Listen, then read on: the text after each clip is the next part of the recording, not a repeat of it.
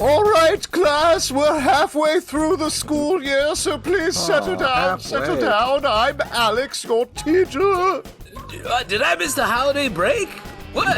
Are we already halfway? It was Christmas. It was Christmas. They killed everybody in New Grumson at Christmas, and now it's past They did Christmas. do that. Yes. They did, Even Santa went down, man. In your face, Klaus. Klaus, I'm Justin. I'm Pete. And we are going to be talking about Umbrella Academy Season 4, Episode 3, The Squid and the Girl. If you haven't watched it on Netflix, please do go watch it. Do go watch it is what I like to say. I like to take the space out of words if I possibly can. Saves me time, let's be honest. YOLO. Yes, like that. Dogo, YOLO. Dogo YOLO, that's what I always say. Why don't we talk about this Double episode? YOLO. Brief bit of recap here. After killing the town of New Grumson in Maine, our team once again splits up on separate missions, though they're still tied together. They're not completely separate yet. Still a family. You can be in different places and be a family, like us. Yeah, Lila, 5, and Diego head off to investigate Jean and Jean. Meanwhile, most of the rest of the team heads off to interrogate Reginald Hargreaves and find out what's going on there. And Ben heads off on his own. Meanwhile, Jean and Jean have Jennifer held hostage, and we find out a little bit more about that situation, leading to the end of the episode where we discover nobody remembers how Ben dies. So this version of Reginald is going to help them find out, and that's our cliffhanger for the episode. Before we get into talking about this, though, this is relevant. We kind of do this every episode, but we got a nice comment here on Spotify from Tots. Spotify? Totsy? I'm not 100% sure how to pronounce it. Totsy. But Totsy. can all of you please call at the end of an episode, say what your favorite line and scene? That's what the comment says. And we kind of do that anyway. I don't know if we're talking about like generally about the Umbrella Academy, but let's just hold that in mind. We'll probably get to it anyway. But thank you, Tatsi, for writing in. And yeah, for sure, if we don't cover it over talking about the episode, we'll call out favorite line and favorite scene at the end. I already have my answers, and I can't wait to say them. Yeah, thanks, Hots and Tots. We really appreciate the shout out, and we will do. We normally like to shout out our favorite lines, but yeah, that'll be nice to also talk about our favorite scenes. And your favorite verse of Baby Shark. Mm-hmm. Baby I like Daddy Shark, and we finally got that in this episode. That was a huge... Dude, we mean finally. It was in the one before as well, bro. Yeah, I wasn't... No, it finally took on some meaning here. Yeah, my favorite is Uncle Shark, because it's sort of like, it has a little bit of an edge to it, you know? A little creepy. You can hear it in the kids' voices when they get to Creepy Uncle Shark, do-do-do-do-do. Creepy Uncle Shark, do-do-do-do-do. Creepy Uncle Shark, All right, I think you've done... Stay away. Uncle who lives far away but feels bad because he feels disconnected from his brother and the kids that he has his nieces and nephews, so he brings fireworks which are dangerous. Shark. Not as popular. They haven't gotten there yet, but I assume 6th episode, they're definitely going to get to it. Oh, that's the version we play at my house. Yes, I enjoyed getting the Baby Shark back, but I did want to start off talking about what I was intimating towards the beginning of the episode. We're starting to get the team splitting away again. I know this has kind of been my thing I've been talking about. I hate it. I don't like it. I don't like it. I can feel it happening. Nope. It's fine. Is it fine, Justin? It's fine with you?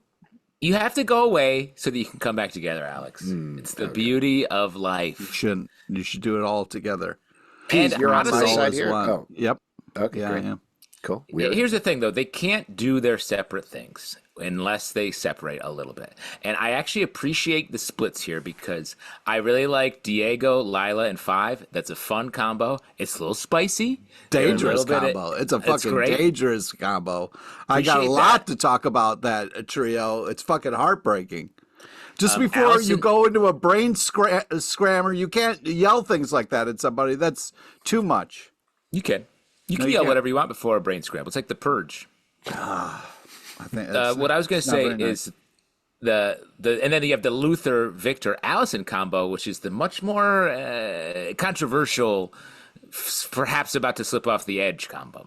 Mm-hmm. Yeah. And so that's definitely, but I like that because they're the ones who are going to Hargreaves, also the more sort of dangerous thing. Well, what's nice about the Hargreaves is this feels like the nicest father they've ever had out of all the versions of their Dad. It's the same guy. Well, I disagree because this one seems less dickish, and maybe it's because of Supermom, but I'm not sure. Don't be fooled. I really like that. I do love him constantly being like, well, just so you know, I'm a different Reginald Hargreaves than the previous Reginald Hargreaves. No, just so you that's know. a lie. Yeah, you think it's the same one? There's only one of them? No. Interesting. I think it's the same one who is just doing all this stuff. Like I said last episode, he sort of has the most power here. He has his wife. He's the head of like what we assume is some sort of multinational corporation. No one's bothering him, and I think he wants to keep it. So now he's a little bit more on the side of the UA because he probably doesn't want the cleanse, which that's what seems like Jen, and Sai potentially are working toward. You think Jen is on like board Ben with and that? Jen. If you could just say Ben and Jen, that'd be better. Thank you. I don't think Jen's working with them. I think Jen's a part of the plan. Oh, I see what you're saying. Yeah. Well, actually, not to jump all over Jen the and Sai, I think, are working together on it, is what I was trying to say. No, Sai's not in it with the Jeans. I think he is. I think we're getting a twist, a Sai twist. Well, there was definitely a suggestion A double of that David Cross, if you will. You can't double cross a David Cross. You can't. There's only David one Cross does the double cross. It's in his name. You can't have that. If he's crossing once, that's enough. You know what I mean? Because people don't like to see the David Cross crossing people. You know what I mean? The reality I come from, a double cross is called a David Cross. Oh, wow. That's wild. Yeah. That's the reality I came from. They based the game Crossy Road on him. Did you know that? Crossy Nice. Road? Is that Crossy was that Road? That's the Frogger? one with the chicken that's jumping. Yeah, it's like Frogger, but What? it's a mobile game. That That's must be crazy. one Pete, that you're didn't always make the playing mobile games. Every time I mention a mobile game, you're like, I've played that one and I've played that one. Yeah. You've never always on the played move. Crossy Road? It's very famous. Nope. They have a never played large Crossy. Crossy Road at Dave & Buster's. You never played the large Crossy Road at Dave & Buster's, Pete? No. You No, I spend 50% of your time at least in Dave & Buster's. I cannot That's believe true. that. Yeah. That's a Berenstein Bears reality. Yeah, that's your favorite. That's your favorite restaurant, right, Pete? Yeah, Dave & man. Buster's. Come on. The chef there. Video is games almost and always awake. booze. Come on. Dave and Buster, when they got together, they actually started separate places. Dave started a restaurant, and Buster had a video game place, and they're like, we should get together. And it really What's worked out. funny is Dave Thomas helped Colonel Sanders open up his place. You know what I mean? And then Really? he started Wendy's. Yeah. Huh? Wait, so sorry. Why do you know that? Why do you know that? Dave Thomas, pre-Wendy's, helped Colonel Sanders start KFC. Then he started Wendy's. That's right. Was he inspired by KFC? He was like, I see your chicken and I want to make square burgers, or what happened? He's like, a chicken's cool, but like burgers and fries is where, the country's at. So that's where I'm going to go. Peter LePage, come on in here. You're going to be my historian right now, my story. Well, let's I was talk born about a colonel. Yeah, let's talk about the a- Squid and the Girl. Yes, let's talk about a little Which is history. like the Suddenly, you whale guys and- both are very. I start doing my Colonel dare you. Sanders impression, How and dare you you. want to dive right in. Yeah. Okay. Enough nonsense. You Justin. couldn't leap fast enough. We were talking about Crossy Road. Pete's like giving an oral history of Wendy's, and I do one little fun thing, and you're like, okay, enough, shut up. I like how yours thing is the fun thing. You know what I mean? Like yours is the fun. You're like, Dave Thomas helped the Colonel? I was like, what? We were talking about David Buster's a second ago. Different Dave. Yeah. Well, he you was said yes Dave, ending. it made I me said think of it. Dave, and he said yes, Yeah, and here's thank you. another Dave. Exactly. Thank you. These are the Daves I know. Dave Coulier, do you know that You Ought to Know was about him? Cut it out.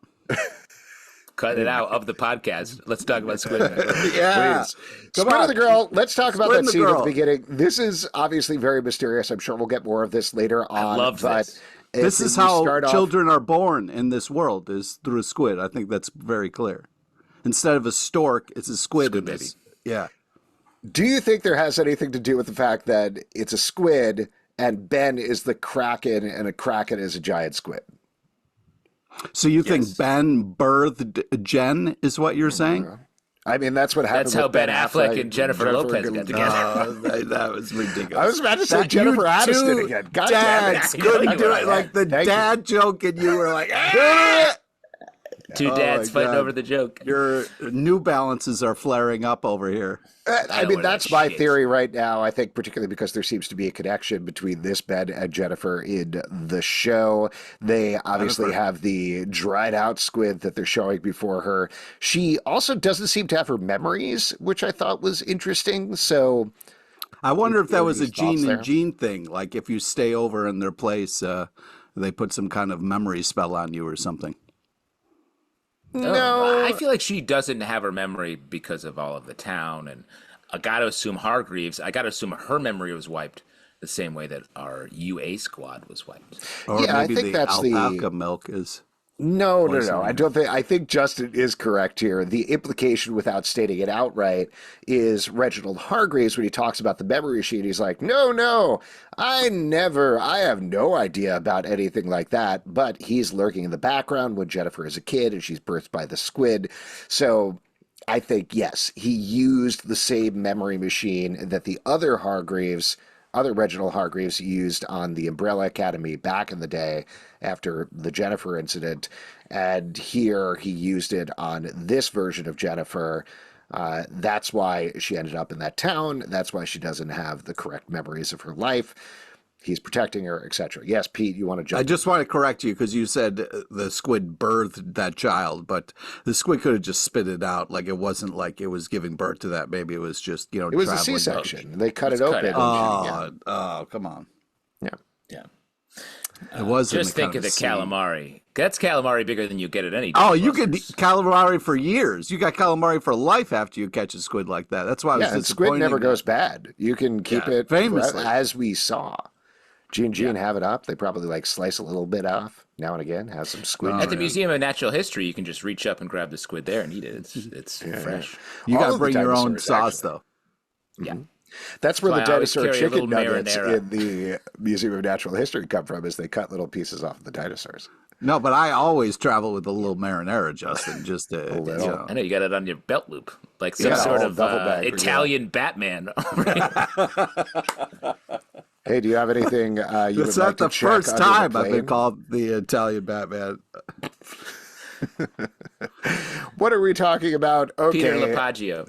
Yes. Well, let's get into some of the relationships we have here, because I just to say I love that opening scene. I wish they did this in every episode. I thought this was a great, just formatted thing they could do, and they do a little bit of it, but this one was especially cool because they do a fun flashback montage as well in this episode that was really a lot of fun. I was like, I would like more of this, like a fun kind of recap with some still images.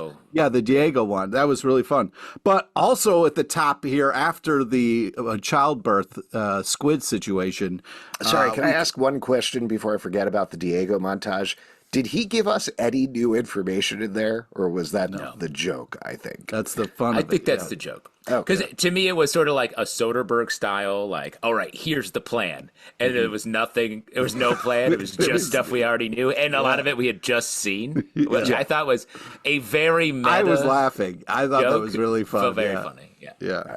Go ahead. So Klaus kind of freaks out and goes down the line of how he feels about people. I love this. This was a fun, and it's your dream. And it. That's what you're dying to do. I would love to be able to do this. You can. But I also thought that it was fun when he got to is it Ileana? Lila, thank you. I thought that was funny, and then later she's like, "I'm the best one," he said. So I thought that was a really fun moment. Lila is weirdly self-actualized. I thought that was funny too. Yeah. And I'm increasingly surprised by how much of an addiction metaphor they're going with superpowers.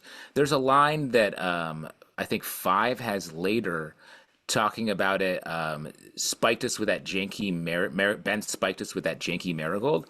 Yeah. Even they're all using it that way, and it makes me think: is that the philosophy of the show, that these superpowers have always been a drug? Because we're going through that. If we want to talk about the Klaus storyline, he goes immediately back to his addicted lifestyle, falls back into it.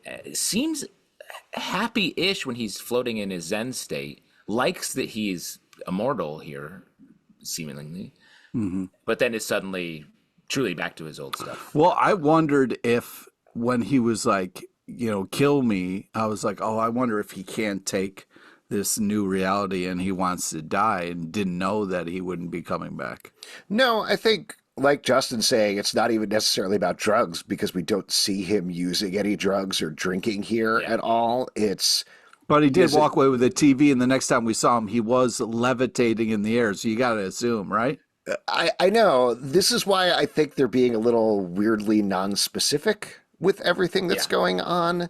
I get the idea of superpowers as a drug, and that's what they're going for with Klaus, but I don't know why he's getting all this stuff to Hawk, because we don't see that. I do like the idea that he's like, oh yeah, I want the rush of you killing me and I die and then come back to life. That's what he's looking for. But to the point you're making, Pete, he takes the TV, he takes the money, he takes everything. So the implication is he's getting actual drugs along with the marigold. And I don't know why. I'm not quite. I mean, obviously, we're just kicking this off, but I was a little also unclear halfway what we're through getting. the season. Yeah, we're halfway through a 6-episode season, and Klaus is heading off on a side mission all on his own, where now he's been captured by this guy. I have to assume it loops back at some point to the main thing. But yeah, I don't know. This felt like a little bit of a wander to me. Well, while we're talking about the Klaus of it all, that Care Bear stuff was heartbreaking. Claire Bear? Claire Bear. Yeah, Claire Bear, sorry. Okay. I got my bears mixed up. But yeah, I just think it's one of those things where, it would have been bad enough to have Klaus kind of run away and go do drugs, but then the fact that he had to be like, it's too late, and then that thing where she steps on the glass and then like walks over it to get closer to him, and he still pushed her away. I mean, just heartbreaking stuff, man. It was heartbreaking. I'm assuming you're talking about the needle drop of money, the most cliched needle drop you could ever choose.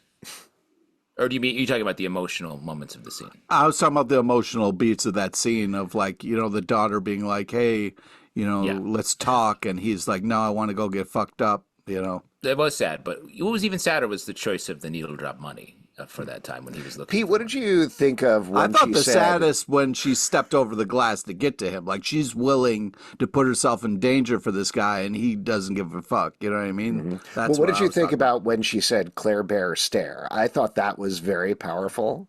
Pete, did you like that? I also agree. That was Look at that. We were all touched in different ways. And I mean that. Let's jump. You want to jump over to Ben 10?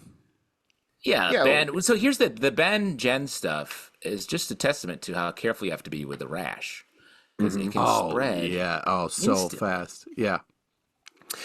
This is clearly tied to whatever the cleanse is in some way. And versus last episode when we were speculating, okay, maybe it's like a amping up the powers thing. I think we kind of talked about that. It does not seem like that this episode. He definitely has like a welty rash going on that he's itching. He, after feeling He's not better, itching it. He just looks at it every once in a while. I don't know. Don't make it grosser than it is, man. I mean, Well, the whole thing plays like an eczema commercial, It does. where it's like a flare up. It's the same like graphic. It doesn't look good. He seems sweaty. He seems weird as he's looking for Jen. He murders the entire Gene and Gene compound. And also there's just weird stuff going on with Cy Grossman as well. So a lot of mysteries there, I guess I would say. I don't know. Well, it just seems like his tentacles are hungry, and the only thing they can eat is flesh and blood. So he's just feeding his tentacles. I didn't think that. I think more. That's where the scene where Cy creeps up on Ben felt very much like wants to push the cleanse into occurring. He's like, listen to your body. It feels like maybe the cleanse is prompted by Jen and Ben sort of fully. If Jen came from Ben in the squid, it feels like a recombining of them somehow. It maybe spurs the cleanse. These are just. It seems like pure speculation. It seems like the cleanse is you get eaten by an octopus, and then it spits you out at some point, and then you're clean. I think cleanse is when you drink lemon juice, maple syrup, and hot pepper for like too long. And do you do that inside of a squid or outside of a squid? Yeah. Better inside the squid with the rooster tailing of diarrhea that's going to happen. Yeah, for sure. That's I guess we'll find out about that. I think to your point that you're making, it definitely seems like Sai and Jean want the same thing, particularly because they kill their minions towards the end. So we'll have to Wait, see. Sai hasn't killed anyone. No. I mean, Sai clearly wants the cleanse, and Jean kill their minions, letting Ben and Jennifer go, which also seems to be like they want the cleanse, obviously, and they're going to let them. Just say Bennifer. It's easier than Ben and Jennifer. There's only one Bennifer, and it's Ben Affleck and Jennifer Aniston. Okay, that's are you sure? That's not your. That's in your reality. In my time, yeah. I mean, here's the other thing: the Gypsies, Tramps, and Thieves dance number.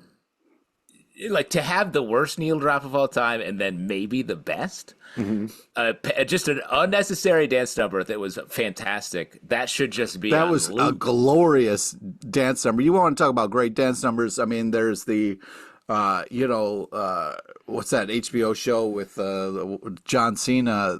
That's a fun Peacemaker opening dance number there. That rivals that. And I love their what's the dominant gene joke. I mean, that's just fun. I mean, they're having a blast on the show. I love it.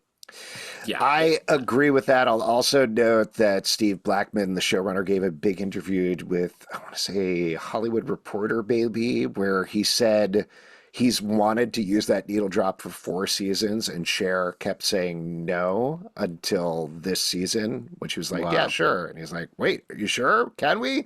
And then they did. So there you go. What do you think that is? You think Cher loves Megan Mullally, or do you think Cher's just out of money? I think she regretted it, and she really wanted to turn back time, Oh, I think she's a huge Ron Swanson fan, and I think that's what won her over. You think Cher's sitting around watching Umbrella Academy and was like, let him have it. I love this.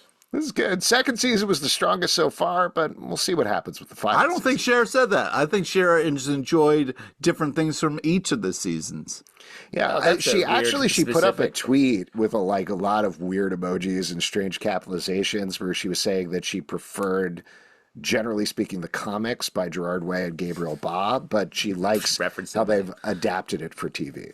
Wow. This is a slight sidebar about Cher. I met Cher once. I was working on a show and I was writing some dialogue for her. And at first she was like, I don't want to say that. And I was like, oh, okay. And then she talked for a while. And then she was like, let me say that one joke again. And she said it, loved it. Hey, I won Cher over.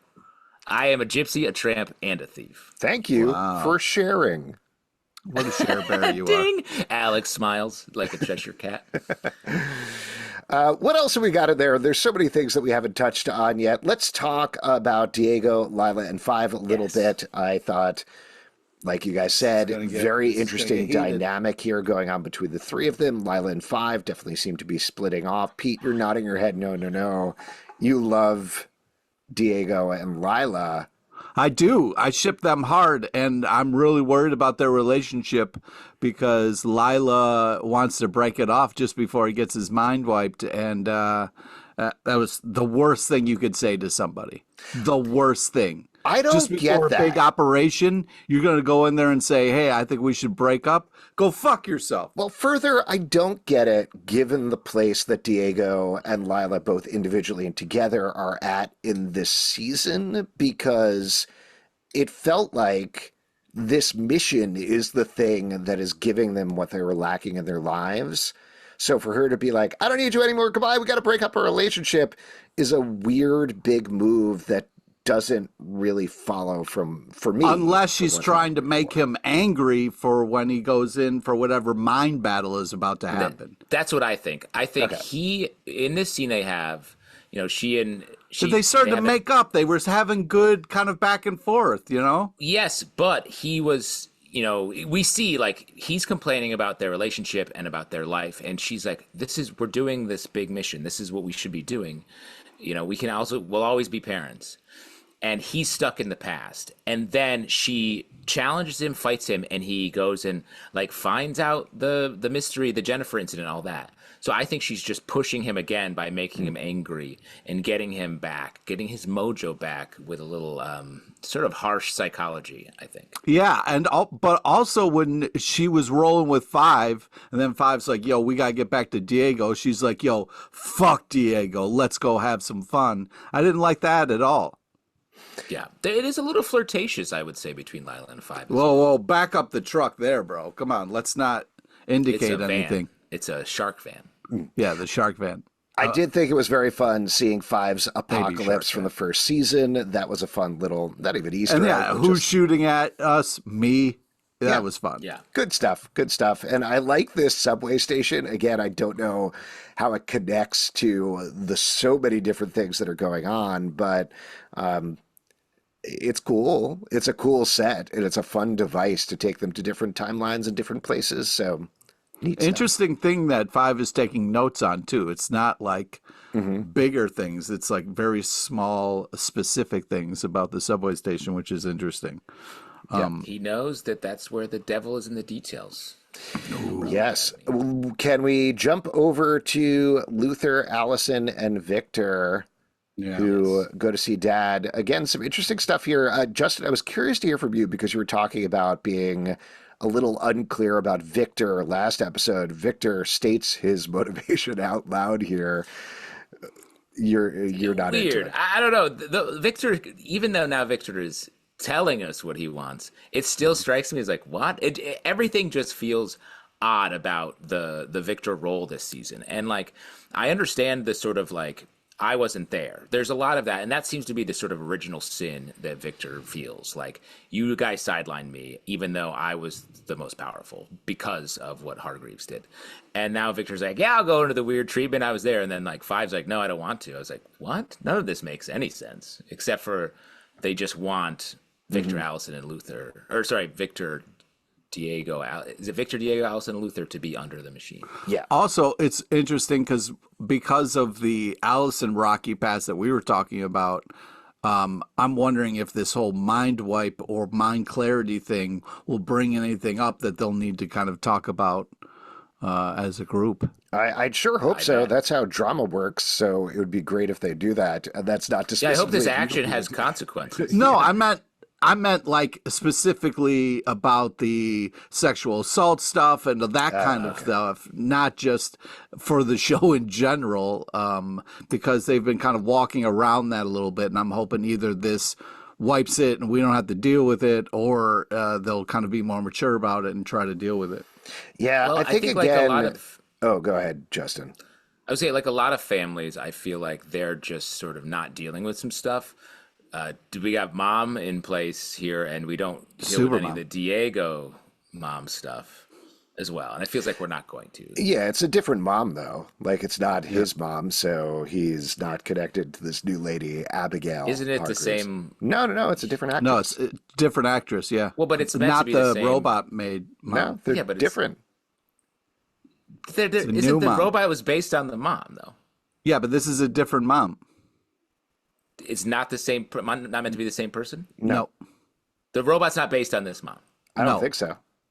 Oh, I Not thought at it all. was. That would make more sense. It's a different. For sure. What's That's nice what- about this? No. I think this is a good choice because that robot mom failed to help bring that family together. This new super mom is doing a great job of navigating emotions and stuff, because as soon as they walk in, the first thing this new mom does is like, oh my God, there's the space monkey guy. Thank you so much. Oh my God, that had to be hard for you. Do you want to talk about this? Let's check in with you. So this is a really new thing that this family's needed for a long time, of somebody trying to pull these people together to have them stick, instead of just being another person's like, fuck you, I don't like you.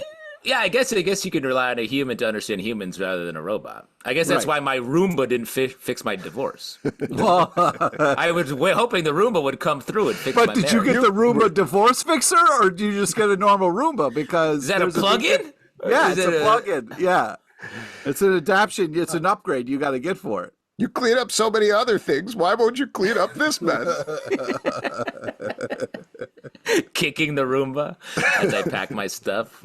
But while we're talking about the dad-mom thing, it was this kind of like hilarious thing of like when they're going over plans and then they're like, or we could just talk to our father who is, there's kind of the center of the universe here and the most direct and easiest way to fix this whole madness. And oh, by the way, we just got to show up and they're going to let us right in and just kind of welcome us with open arms. So it was kind of this weird tension that went away that was kind of insane, that I was like, well, why did we fight and kill this whole town and murder all these people when we could have just gone here, Because Hargreaves outplays them every time. And also the reason they killed the town is because they were shooting guns at them, trying to kill them. Yeah, but they're trying to get answers when they could have just gone to the top and go to the dad right away and nobody gets killed.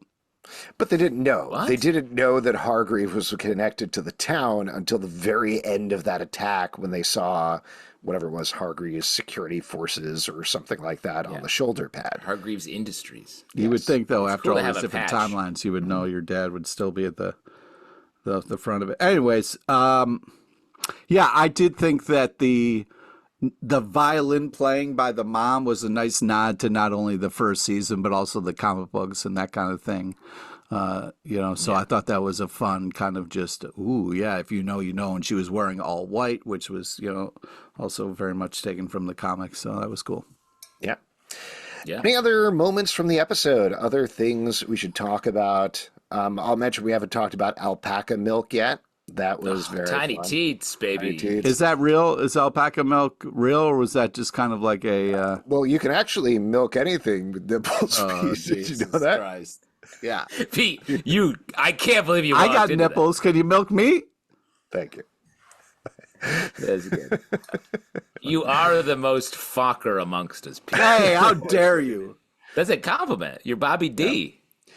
That moment, though, that was just straight up like Megan Mullally, clearly just being Megan Mullally in the scene, milking a tiny little alpaca teats, which is fine. It was funny, but Great. Yeah. Great. We have to love those moments. Good stuff. Also, the callback of Nick Offerman being like, "We gave you alpaca milk." Very funny as well. There was one other line. Oh, the offhand when they're talking about the keepers of the cleanse. Once you get to the top, it's always a sex cult. Funny Love that joke. Good. A couple others I liked. You two standing around twiddling your dinks from Diego. He found a way to be sad. Congratulations. Why would Dad build a Truman Show around her? It was great. Ipso facto mofos. Funny. Yes, that was so great. I wrote that one down too. And then the sad line that followed that, where Diego was, being sad. Yeah, he was like, "Yeah, you wish looked at my resume now, you fucker." The only other thing I wanted to say is the cool projection-based way they showed the sort of the brain machine at the end. I thought that was cool. Sort of classic way to do Very it. Clockwork 70s. Orange Clockwork in particular. Ooh. Yeah. Yeah, kind of creepy, though. And then I do have my favorite joke. Alex, you took once you get to the top, it's always a sex cult. But my favorite one is maybe the smallest joke in the episode. But when Diego's reading the files, he's like, Dr. Gene Thibodeau. Huh.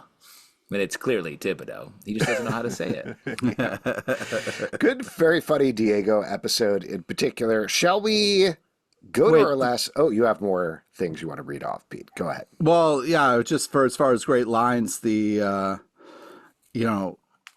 talking about Dad and how evil he is, and they were like, well, the last time you guys tried this, he murdered you all. And he was like, oh, yeah. And Luther's like, yeah, but that won't happen this time. Just Very fun. funny. That was good. Oh, and also that reminds me, I didn't write this one down, but Diego's thing where he leaves the Baby Shark van with Viktor and is like, I don't even fucking care anymore. And then pauses and comes back to like the muffler when you hear it. And it goes, yeah, it's good. Very funny moment. Diego. And it was also nice how like the Baby Shark song came back on, at that key time, which I thought was a fun He bit. Fonzied it. Yeah, he did Fonzie it. Yeah. He Fonzied it. Oh, and one other Diego thing also, when they're fixing up the van and he just puts his hand on the mechanic's shoulder and is like, hey, just a funny little character moment, being like, be careful with my baby. Good stuff. Huge dad energy. Huge dad energy. Let's go to top marks, and I think we can work in this question from Tatesy on Spotify here. Let's talk about who gets top marks in the episode, but also favorite line and favorite scene. Justin, you want to go first? Yes. Gotta give top marks to my guy, Diego. He has been one of my faves this season, continues to be funny, showing off his emotional range, getting big superhero moments, while at the same time continuing to be the saddest of sad sacks.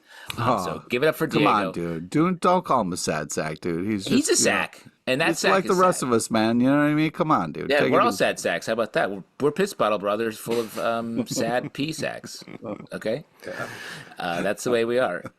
I got to give it up for the Dr. Gene. That's the way we are? That's the way we are. Look yourself in the mirror, you sad piss sack. Dr. Gene Thibodeau line is my tiniest joke in the episode. And my favorite scene was the opening, sort of very X-Files-y 1985 Squid and Gene scene. Pete, what about you? I just wanted to jump in and real quick say my favorite Diego scene was the conversation in the car where he is trying to get the bottom of what's going on. And, he's like, yeah, this is all funny. Our marriage hangs in the balance here. I just love the delivery of that. He really felt like a old father who is at the end of his rope there. So I really appreciated what he was going through. Okay, my favorite is Gene, and you got to give it up to the dance sequence for my favorite scene, because that was glorious. And you could just tell when they got close to each other how much fun they were having, and they kind of like did some fun little poses. And I was just like, these two are magical. And the fact that they're able to capture that in such a way that feels like them, but also feels like these creepy characters, is really impressive and so much fun. And the show is silly and ridiculous, but also gets you in the feels in all the best ways. I got to agree with both of you guys in part here. Diego was my top marks for the episode. Just a great, very fun, very emotional Diego episode, like you guys were saying. Sorry, I don't love the Klaus storyline. We'll see where it goes. Is this hard for you right now? Or it is. It hurts me in my heart to go in another direction. But Diego, very good in this episode. Like you said, Pete, the scene of the episode was definitely the gypsy... what is it? Gypsy Tramps and Thieves dad scene. Just absolute absurdity in the middle of the episode. And my favorite line was, we'll let you decide who is the dominant gene and which is recessive. Yeah, that was so funny. Such a dumb, hilarious joke. Wow, a lot of Gene and Gene popping in this. I love Nick Offerman and Megan Mullally. What can I say? And I love all of you for listening. And if you'd like to support this podcast, patreon.com/comic book club. Also, we do a live show every Tuesday night at 7 p.m. to Facebook and YouTube. Come hang out. We would love to chat with you about Umbrella Academy, Apple, Spotify, Android, or the app of your choice to subscribe, listen, and follow the show at Comic Book Live on Twitter/X, Comic Book Club Live on TikTok and Instagram, comicbookclublive.com. For this podcast and many more. Until next time, only a half a semester left. Finals are coming up, children. I'm going to be held back a year. Oh, my sad sack sprung a leak. Better fill it up with this little bottle right here. Oh, boy.